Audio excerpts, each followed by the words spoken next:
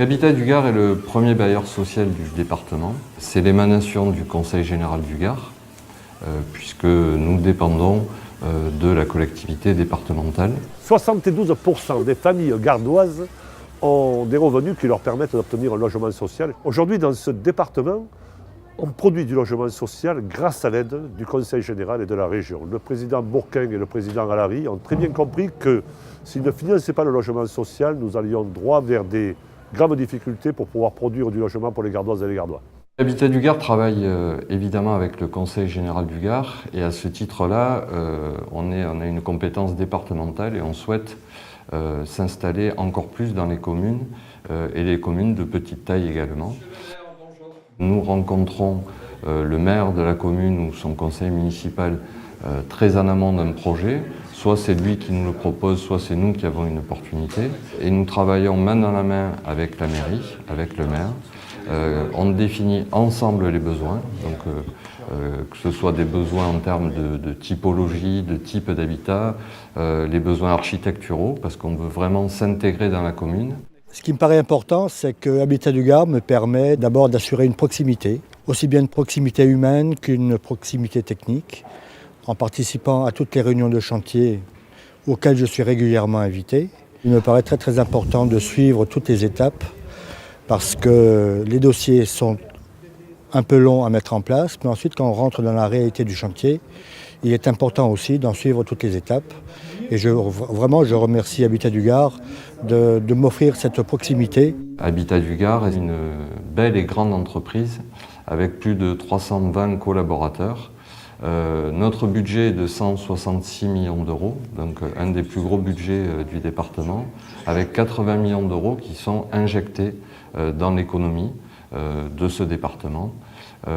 C'est plus de 1000 entreprises ou fournisseurs qui travaillent avec Habitat du Gard.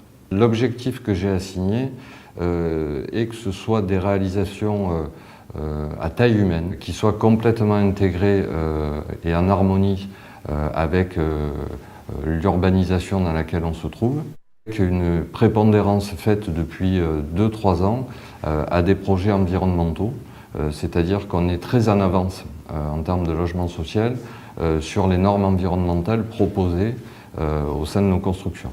Donc aujourd'hui, nous avons un certain nombre de constructions avec des panneaux solaires pour alimenter l'eau chaude.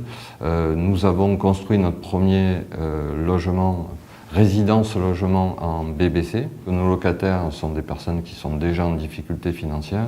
Donc notre but est de faire en sorte qu'ils aient le moins de charges possible à payer en termes d'électricité, de chauffage, d'eau chaude, et donc d'avoir des logements d'une très grande qualité environnementale à ce niveau-là, qui sert à la fois pour notre environnement global, mais qui sert aussi économiquement pour nos locataires, pour réduire la facture à la fin de chaque mois.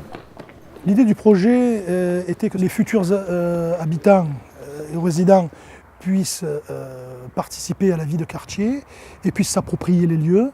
Ces logements ont été construits par appel d'offres marché public. La qualité est identique au marché privé. Pour pouvoir retenir durablement les jeunes ménages, il faut leur proposer des logements d'abord décents, à des prix raisonnables, aussi bien des prix à la construction qu'à la location. Ma maison, en fait, elle est située donc, au cœur du village, donc proche du commerce, avec donc j'ai un garage, j'ai 3 chambres, parce que j'ai 2 enfants aujourd'hui.